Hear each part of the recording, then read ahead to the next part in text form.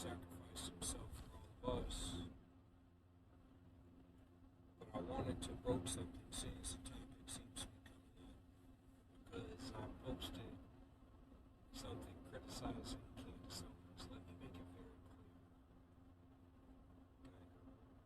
Okay? You guys think this is me just criticizing the right? I'm on the right. I've never been on the left. Never voted for a Democrat in my life, and I can't think of one that I would. Maybe JFK, but even RFK seems like a pale comparison towards him. But I'll give you this. If you want to be a famous black Republican, you have to do the all black people this, all black people that, blame black people for the lowest 1% among us, which is inherently collectivism. If you want to be a famous black Democrat, you have to blame all white people for this and all white people for that. You have to blame white supremacy in America as a whole for the actions of individuals or one individual party or the actions of this, that, and the other. It's funny, it's flip side to the exact same coin.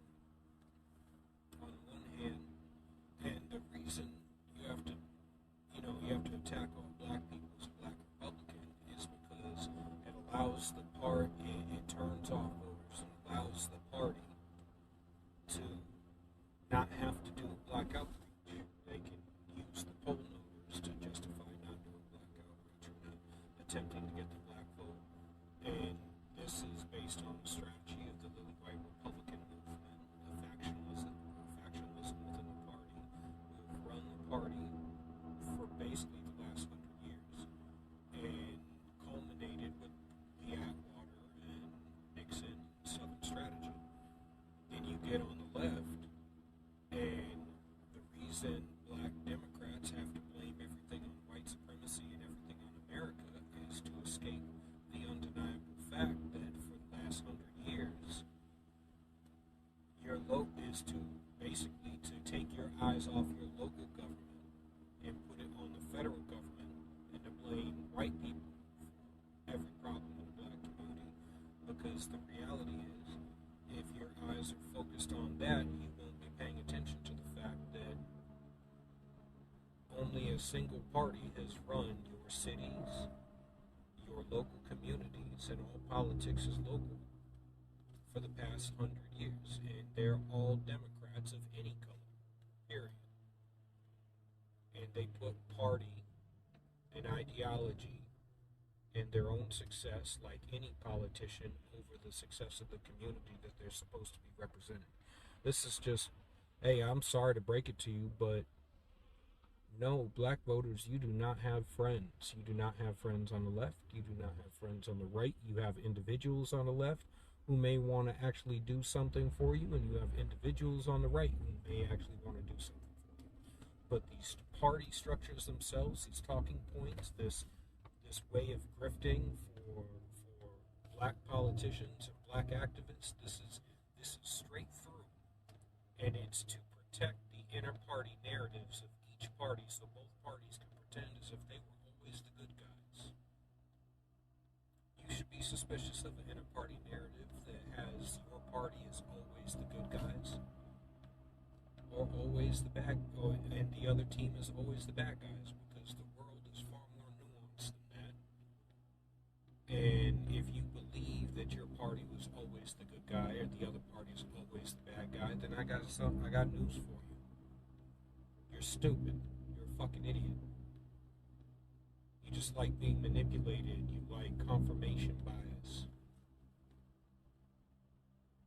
But the reality is that both of those narratives, the white supremacy and America is the problem,